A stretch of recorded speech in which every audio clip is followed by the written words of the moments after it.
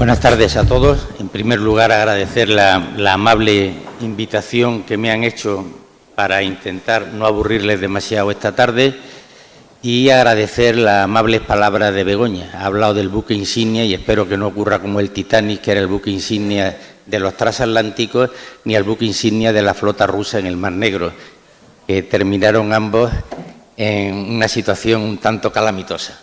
Voy a intentar transmitir de la manera más rápida posible, más que dar respuestas, formular una serie de preguntas con relación a un tema importante que es el tema de la inteligencia artificial. Si intentamos comprender un poco lo que es la inteligencia artificial, podemos movernos en multitud de definiciones que hay, pero quizás lo más simple sería que intentamos, a través de una serie de procedimientos, emular las acciones humanas y las funciones cognitivas como el aprendizaje, el razonamiento, la adaptación y la autocorrección. Yo llevo cierto tiempo intentando descifrar cuáles son las fuentes de incertidumbre normalmente en la toma de decisiones clínicas, sobre todo en contextos donde esa incertidumbre genera inseguridad para el paciente. Eso supone que vamos a hablar fundamentalmente de zonas de duda, de incertidumbre, y hasta qué punto esta herramienta tan potente puede ayudarnos a solventar este problema de la toma de decisiones. Al final hablamos de algoritmos, hablamos de relaciones matemáticas, pero hay que entender un poco que cuando hablamos de inteligencia artificial se utilizan una serie de procedimientos que son complementarios, no son excluyentes. Hay que ver la red neuronal artificial, está inspirada en el sistema nervioso central, está la red neuronal convolucional, que se utiliza para el aprendizaje profundo, están las redes neuronales profundas, que se utilizan para el aprendizaje automático avanzado, está la red neuronal convolucional bayesiana, está el árbol de decisión, el random forest, las máquinas de vectores de soporte, es decir, multitud de técnicas que, como cuando el que se sube en un coche no tiene por qué saber cómo funciona el motor, pero sí tiene que tener muy claro dónde quiere ir y cómo quiere ir. En este caso hay que saber que hay una serie de herramientas que son, como su propio nombre indica, herramientas que tienen una función complementaria y que ayudan precisamente a intentar reproducir parte de esos procesos, que es lo que hacemos cotidianamente cuando tomamos decisiones. Hay que decir que una de las cuestiones más importantes de la inteligencia artificial es precisamente el tema del aprendizaje automático, porque una de las cuestiones que quizás sea de las donde ofrecen una posibilidad más importante es que los sistemas expertos, los sistemas de inteligencia artificial, aprenden a partir de una serie de datos y de herramientas que nosotros le vamos proporcionando. Si alguien pregunta por qué es gratis el programa Gemini, si alguien me pregunta por qué es gratis el programa GPT o cualquiera de los programas, hay que saber que son gratis porque están utilizando, están aprendiendo a través de una serie de los prompts que nosotros les formulamos, están aprendiendo y están agilizando los procedimientos y depurando procedimientos. En ese sentido hay que decir que existen una serie de patrones y lo importante es tener presente que hoy en día hay multitud de ciencia, y cuando digo ciencia me refiero a personas que están trabajando en profundidad y con rigor en estos temas. Aquí tienen algunos de los revistas más importantes que hay sobre el tema, el Journal of Big Data, el Machine Learning, la Artificial Intelligence Review, es decir, hay multitud de revistas, y en medicina hay una, que es el New England, que ha sacado un número, una revista especial que se centra exclusivamente en inteligencia artificial. Hay que decir que cuando nosotros hablamos de inteligencia artificial en el entorno médico nos estamos refiriendo a tomas de decisiones a partir de una serie de datos que proporcionamos a los sistemas expertos. Y en ese sentido, por ejemplo, hay procedimientos que permiten que el análisis de imagen tenga una gran capacidad de evolución. Aquí hay que entender que cuando nosotros hablamos de detección de enfermedades, cuando hablamos de lo que es el razonamiento clínico, ¿hasta qué punto un razonamiento clínico, entre comillas, no humano, puede cubrir las mismas condiciones y el mismo margen de certeza que ese razonamiento clínico humano? Es verdad que la inteligencia artificial no duerme. Cuando hablemos del aprendizaje profundo veremos que las machine learning están trabajando las 24 horas al día. Pero hay algo importante, y es que se alimenta la gasolina con que avanzan estos motores son precisamente los datos, y los datos se los proporcionamos en gran medida los profesionales. Es verdad que en medicina del trabajo hablaremos de los cascos inteligentes, de una serie de herramientas que permiten captar imágenes, captar datos en ausencia de lo que sería la participación humana directa, y permiten en este caso realizar algunos ensamblajes para lo que sería la predicción de acontecimientos adversos fuera del dato directamente humano. Pero hay que decir que nosotros estamos intentando desarrollar algo que va a suponer un cambio importante. Yo, lamentablemente, por razones de edad, no creo que voy a vivir en la gran eclosión que será probablemente de aquí a unos 6, 7, 8 años, cuando la limitación más importante que tienen ahora mismo los sistemas, es decir, los australianos, por ejemplo, han desarrollado un computador que simula exactamente las mismas conexiones neuronales que tiene el cerebro humano. Pues tienen que saber que eso gasta 1 gigavatio de potencia todos los meses, cuando nuestro cerebro estamos en un proceso, no llegamos a los 25 voltios, con lo cual realmente, pero una vez que se supere, y aquí la energía de fusión sí puede dar un salto importante, ese factor limitante que es la energía que consumen los sistemas, y los microchips que ahora están funcionando en sistemas 0,1 pasen a lo que sería la computación cuántica, vamos a ver realmente un avance muy importante en lo que va a ser la solución de problemas complejos. Lo importante es saber que esta inteligencia artificial hoy en día nos ayuda a reducir errores. Hay un trabajo muy importante, que es este de estos autores, que establecen cómo, aplicando sistemas de inteligencia artificial en el tema del diagnóstico clínico, se reducen en un 30% los errores cometidos por los profesionales. Esa cuestión, en determinados campos donde el factor fatiga, el factor incertidumbre o el factor que requiere la capacitación a base de una experiencia en los sistemas de inteligencia artificial, adquieren la experiencia y los datos que le proporcionan todos los profesionales, incluso pueden seguir aprendiendo, va a ayudar mucho a que esas tomas de decisiones sean más. Aquí tienen, por ejemplo, del 14 de marzo, un estudio donde con inteligencia artificial se consigue predecir la aparición de Alzheimer 7 años antes de que aparezca. Tiene una sensibilidad y una especificidad bastante alta, de un 75 y de un 90%. Estamos hablando de algo bastante serio y de 7 años en adelante, utilizando con los datos clínicos que se tienen ahora. Esto, repito, está abriendo una serie de puertas que van a ser muy importantes. Hay una monografía del New England, y a los que quieran, lo digo porque el día 10 de abril este evento es gratuito, pueden registrarse entrando en la web del New England y van a ver un poco cuál es la situación objetiva hoy en día en lo que es, desde el punto de vista médico, de la incertidumbre y los desafíos que plantean la inteligencia artificial. La inteligencia artificial se basa en ese modelo de aprendizaje profundo, ese machine learning. Y aquí hay que distinguir una serie de modelos, que son el aprendizaje supervisado, que estoy hablando de los algoritmos que hay, aprendizaje no supervisado, aprendizaje semisupervisado y aprendizaje por refuerzo. Y dirán, bueno, a esta hora de la tarde, ¿qué hemos hecho nosotros para que nos cuenten aquí estas palabrejas que suenan tan espesas? Bueno, pues quiero decir que es que precisamente en función del sistema que se esté utilizando, algo muy importante que van a ser los datos que elige el sistema para aprender, o van a ser totalmente todos los datos a partir de un modelo previo que nosotros le proporcionamos, que serían los algoritmos supervisados. Hemos recogido datos, hemos validado un modelo y ese lo aplicamos. Y ahí lo que vamos a tener una mayor capacidad, sobre todo de clasificación. Utilizan modelos de regresión y de análisis canónico, pero lo importante es que hay un aprendizaje no supervisado en los cuales hay una serie de datos etiquetados y el sistema aprende por sí mismo. Pero aprende por sí mismo con un sistema que mantiene un riesgo, y es que si hay 5.000 casos, el sistema lo primero es decir, si hay inteligencia, lo primero es decir, nosotros somos inteligentes porque evitamos trabajar menos, es decir, si no, es la evolución del hombre es intentar tener más tiempo libre, pues las máquinas inteligentes también quieren tener más tiempo libre.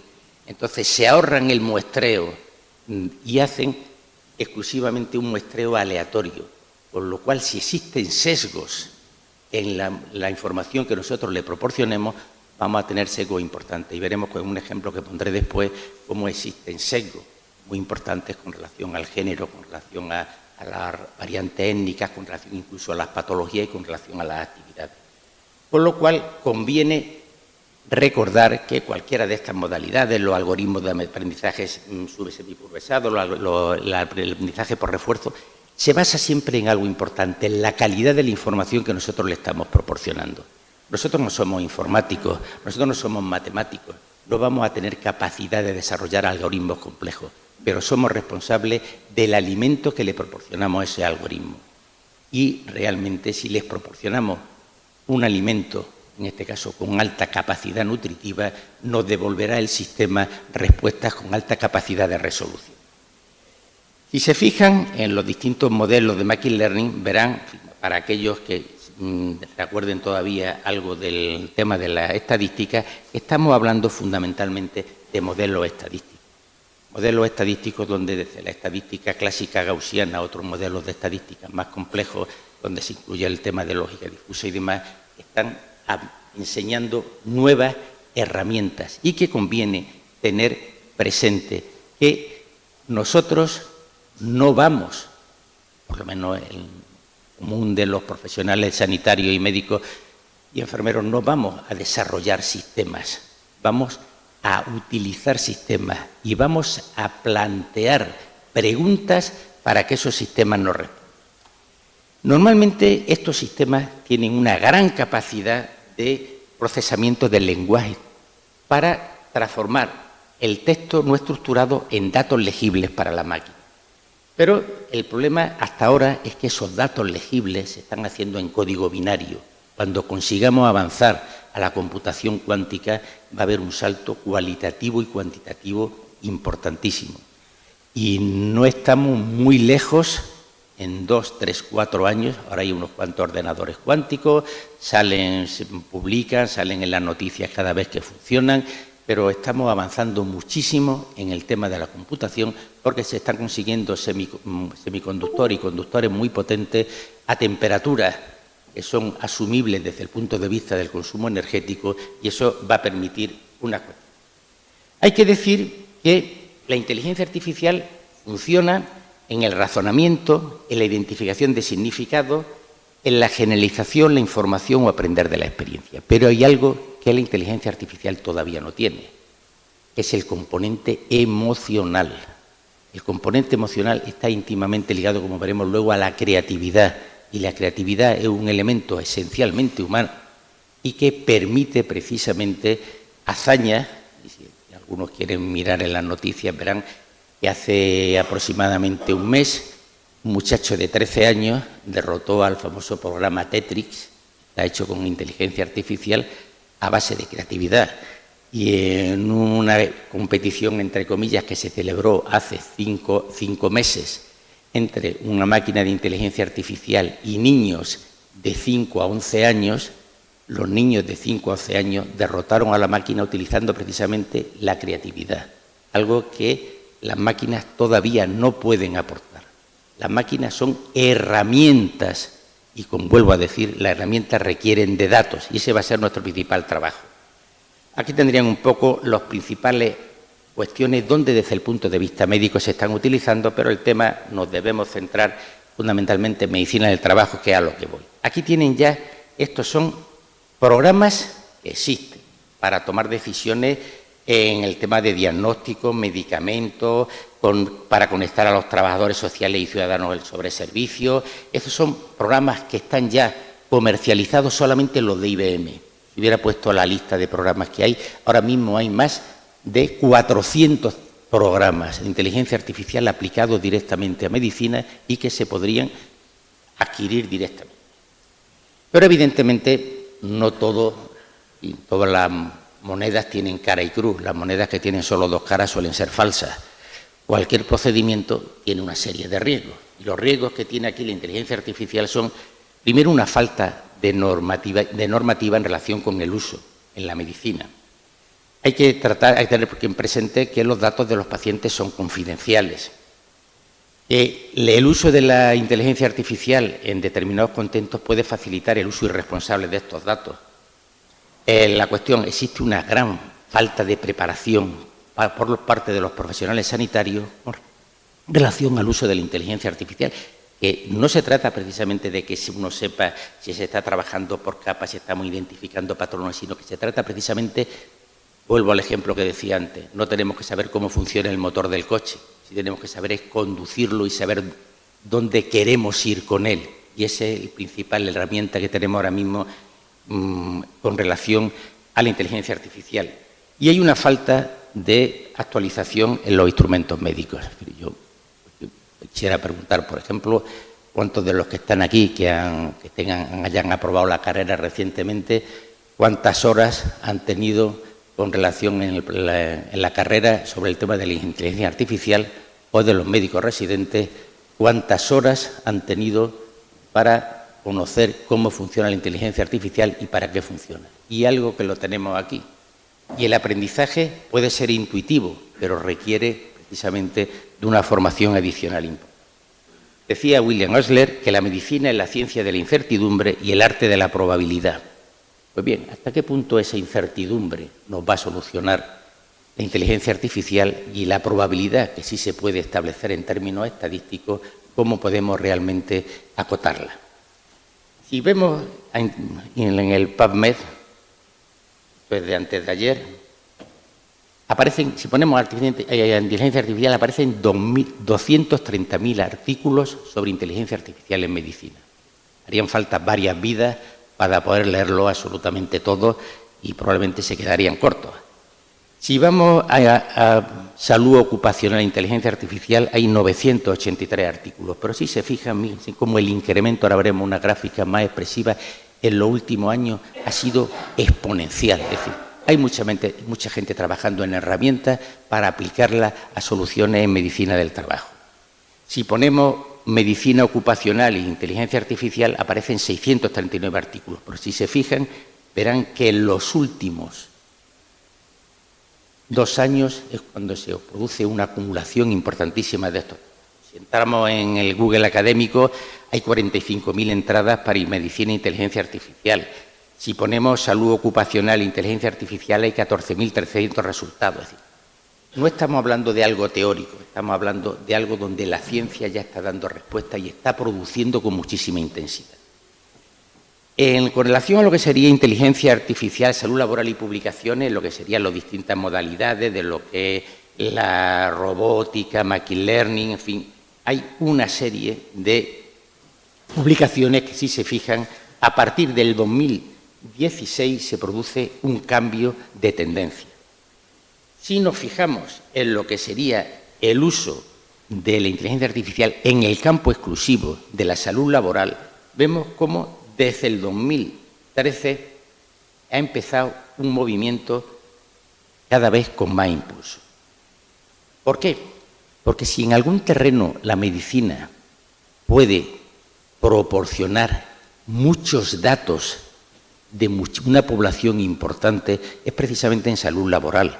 El número de trabajadores es lo suficientemente amplio para que proporcione, sea lo que hablan los anglosajones, los data mining, es decir, la minería de datos, es un conjunto de población donde es posible acceder, utilizando protocolos medianamente sistematizados, a una gran cantidad de datos de personas y ponerlos en relación con actividades, ponerlos en relación con factores de riesgo y manejar multitud de datos con una serie de herramientas que permiten explotar esos datos con la mayor intensidad. Porque podemos coger datos ambientales, tomamos una serie de herramientas, utilizamos algoritmos, de los algoritmos sacamos una serie de decisiones y al final podemos actuar en un mecanismo de feedback que, si la retroalimentación de lo que es el control de los resultados y el control del dato es importante, va a ser muy útil. Y aquí tenemos dos puntos críticos. Los datos que proporcionamos, es decir, la calidad de la gasolina y la evaluación de las respuestas que nos dan los algoritmos y los sistemas de inteligencia artificial. Han de saber que la inteligencia artificial ha aprendido a muchas cosas. Entre otras cosas, no se saben que la inteligencia artificial miente. ¿Por qué? Porque la hemos programado para que dé una respuesta. Si no encuentra la respuesta, se inventa una respuesta. Hay, en este caso, me parece que hay 30 y tantos trabajos, uno muy bueno en Science, sobre cómo la inteligencia artificial, cuando se encuentra en una situación de conflicto, responde, pero responde inventándose la respuesta. Por lo cual, no todo lo que va a producir la inteligencia artificial va a ser una respuesta adecuada. Hay que evaluar precisamente para establecer ese sistema de retroalimentación y de control de los datos que nos están proporcionando. Aquí tendríamos un poco lo que sería el tema de las aplicaciones de las medidas con relación a lo que sería el tema en el trabajo. Aquí tienen también sobre el puesto de trabajo, hay muchas cuestiones. ¿Por qué? La inteligencia artificial, vuelvo a decir, analiza datos. Un mapa de riesgos, si quisiéramos hacerlo en el sistema normal, daría una serie de fallos importantes. Se están realizando mapas de riesgo, por ejemplo, se ha hecho un estudio muy amplio sobre el tema de la silicosis, que ha incluido a más de 300.000 trabajadores fuera de nuestras fronteras y han establecido un mapa de riesgo muy preciso, identificando puntos críticos para actuar, para intentar prevenir, identificando los puntos de vulnerabilidad con la mayor precisión posible. Y eso sí nos lo proporciona la inteligencia artificial. Pero también, sobre todo, hablamos que más vale prevenir que curar, porque son definir situaciones de preemergencia. La emergencia supone el fracaso de una serie de medidas previas. Se han roto y llegamos a una situación. Podemos identificar antes de que ocurra esa situación de emergencia y en este caso la situación de preemergencia ayuda a dos cosas. Primero, a evitar que progrese hacia la emergencia y a desarrollar herramientas de respuesta inmediata antes de que se produzca el hecho. Y aquí la inteligencia artificial no tiene ningún tipo de enemigo, es decir, todo lo que tienen son ventajas. Pero es verdad que tiene sesgos y puede tener problemas. Los sesgos en la medicina del trabajo van a venir dados precisamente por la calidad de los datos. Los datos que se están proporcionando a la inteligencia artificial hoy en día no son datos contrastables, no son datos y tienen que ser unos datos contrastables, homogéneos, y cuando se da un diagnóstico, se da un signo, en los signos es más fácil, pero los diagnósticos muchas veces son imprecisos y se requiere en este caso avanzar en diseñar protocolos para poder establecer y elegir datos que sean útiles para el análisis. Y en ese aspecto estamos en una situación absolutamente trascendental. O alimentamos los sistemas con datos adecuados o si no, los sistemas nos van a proporcionar, y ahora que ya ha hecho tanto daño el MasterChef, utilizar en malos elementos de cocina realmente van a dar unos malos resultados. Pues, o conseguimos proporcionar buenos datos y ese es el desafío por parte de los profesionales en medicina del trabajo y en salud ocupacional. El depurar los datos necesarios para que los sistemas que actualmente existen nos puedan permitir dar buenas respuestas. Y llegamos al tema de los algoritmos. ¿Es usted gracioso cuando cuenta un chiste se ríen los presentes? Pues sí, no. Si es no es gracioso. ¿Es usted el jefe? Sí, pues entonces no es gracioso. Pues fíjese que estos algoritmos pasan de una falacia, que es sí, no. Porque ¿es posible que un jefe sea gracioso? No es imposible. Por lo cual, al final, el tema de la categorización de los algoritmos requiere una claridad de idea importante.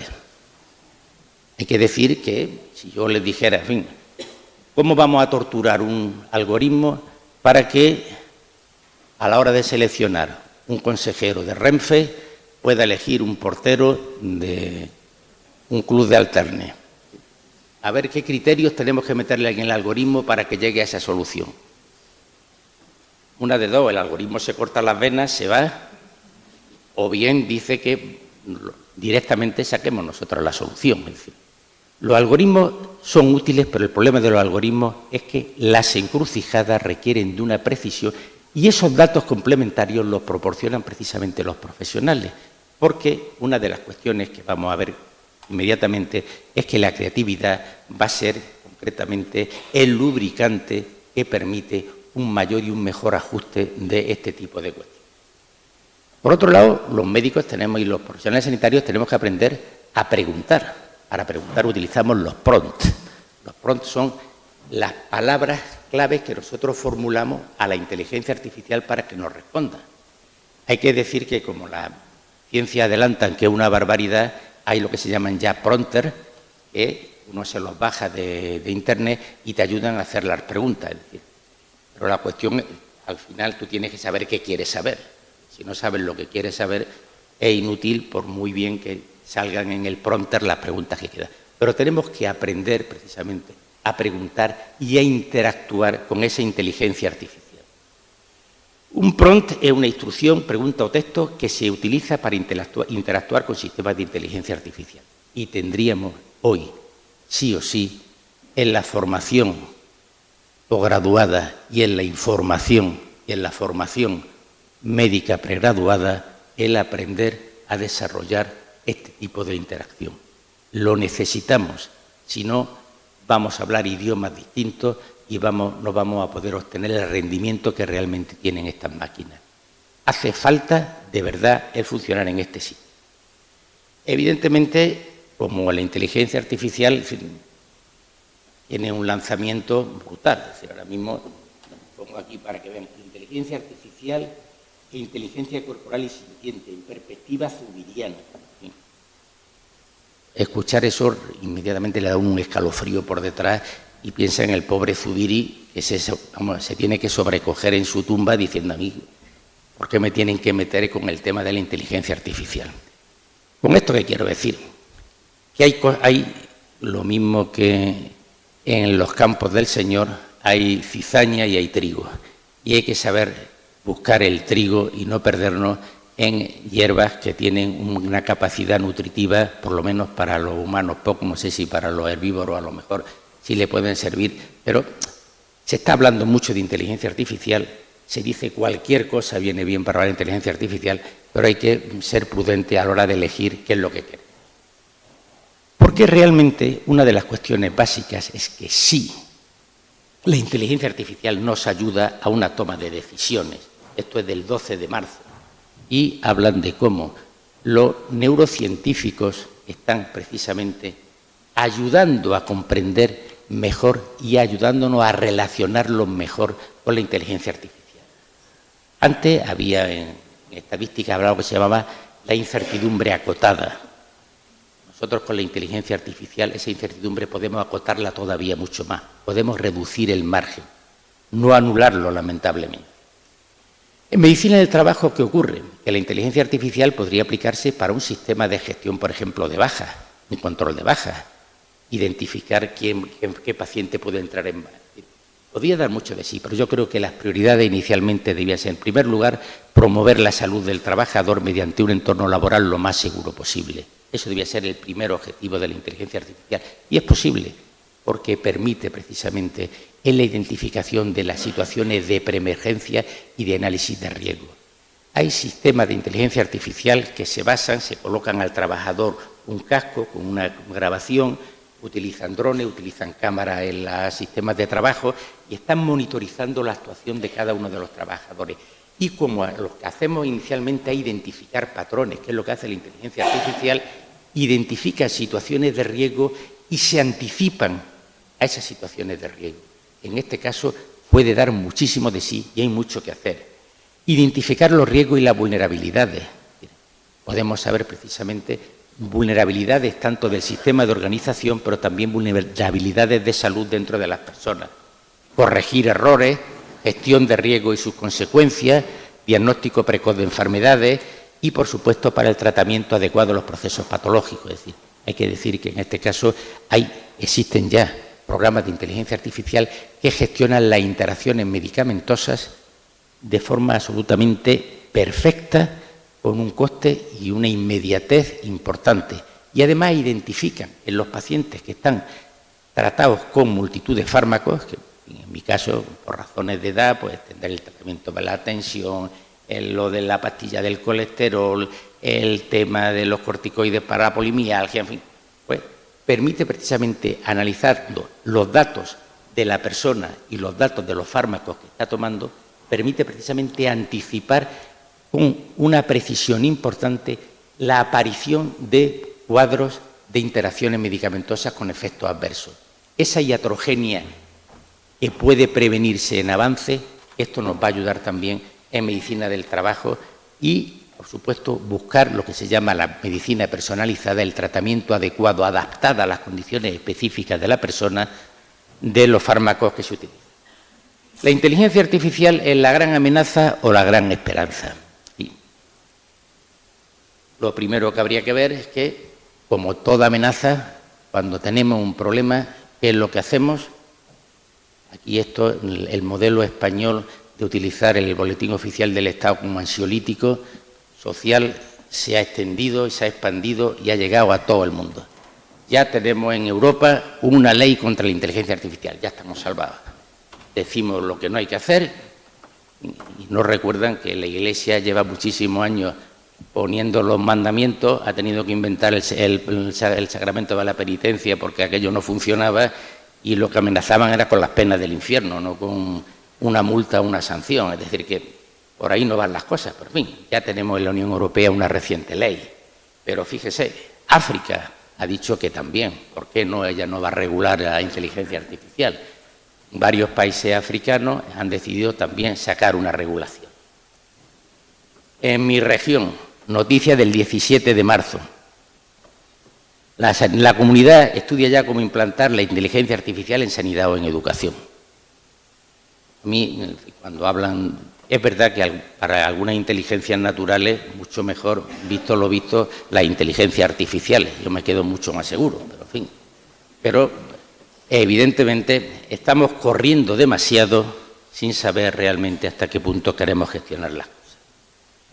Esta es una editorial de antes de ayer de Nature, donde precisamente habla hasta qué punto los científicos que trabajan en inteligencia artificial, los padres de la criatura, se fían de su hijo o no.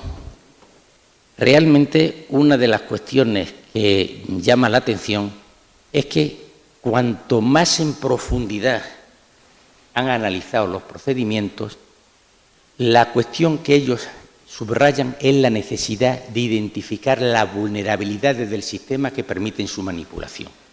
Es decir, la introducción de sesgos que van a condicionar los resultados. En ese sentido, resulta importante y necesario el que cuando se diseña un sistema hay algo que se aplica, sobre todo en toxicología, que se llama el principio de precaución. El principio de precaución es que una cosa es mala mientras no se demuestre que es buena. Y aquí el principio de precaución en los sistemas que se implementan desde el punto de vista de la aplicabilidad clínica tendría que estar presente, sobre todo no porque el sistema no sea perfecto, sino porque hay que saber dónde se puede manipular el sistema para poder controlar exactamente esos puntos débiles.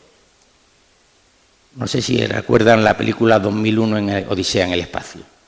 Hall, el ordenador, cuando lo está desconectando Dave, lo primero que responde es: Dave, tengo miedo. Hay que decir que eso estaba muy bien en Odisea 2001 en el espacio, donde además el Hall, el cerebro, la inteligencia artificial que controlaba la nave, la había entrenado una persona. Si recuerdan la película, esa escena es importante cuando le recuerda una canción, es decir, le pide permiso para cantar una canción que es Dalsy a la inteligencia artificial. De momento no tiene miedo. Lo único que tiene en este caso es necesidad de respuestas. Por eso decía que muchas veces hay sistemas expertos que mienten, porque están programados para responder aun cuando no sepan la respuesta. Y esa es un poco, en este caso, la herramienta que nosotros tenemos que utilizar.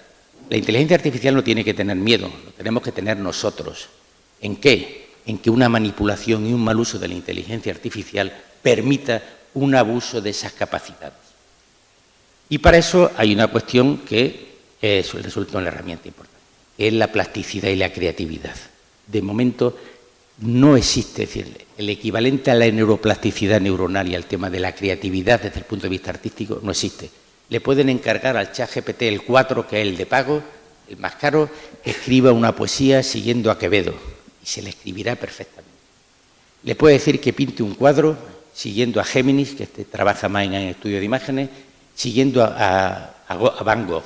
Pero necesita a Quevedo, necesita a Van Gogh. No es capaz de generar por sí contenido independiente con un sello de identidad, que es lo que supone en este caso los sentimientos y la creatividad humana. Eso es, desde el punto de vista de lo que el ser humano ofrece, es lo que tenemos que plantear desde el punto de vista de saber preguntar. En ciencia, mucho más importante que las respuestas son las preguntas. Una buena respuesta puede caer hasta por casualidad. Una buena pregunta casi nunca va a ser por casualidad. Necesitamos en esa escala infinito, al llegar a la búsqueda del conocimiento, el saber formular buenas preguntas. Y la creatividad es la herramienta que vamos a tener para saber formular buenas preguntas a la inteligencia artificial. Porque no es lo mismo conocimiento, no es lo mismo experiencia y no es lo mismo creatividad. La máquina se puede quedar en el conocimiento, la máquina se quedará en la experiencia con los datos que le metamos, pero los datos, la máquina no va a llegar nunca al tema de la creatividad. Ese salto cuantitativo no va a ser posible. Y termino con una frase de un autor que a mí me gusta, que es Edgar Morin, que decir que el conocimiento es navegar en un océano de incertidumbre a través de archipiélagos de certeza. Nuestro objetivo es intentar ampliar ese archipiélago de certeza trabajando en dos líneas, proporcionando buenos datos y, lo más importante, proporcionando buenas preguntas. En la medida que sepamos preguntar buenas preguntas, obtendremos respuestas adaptadas a nuestras necesidades. Y nada más, muchas gracias y disculpen por la hora y el tema, que puede haber sido algo pesado.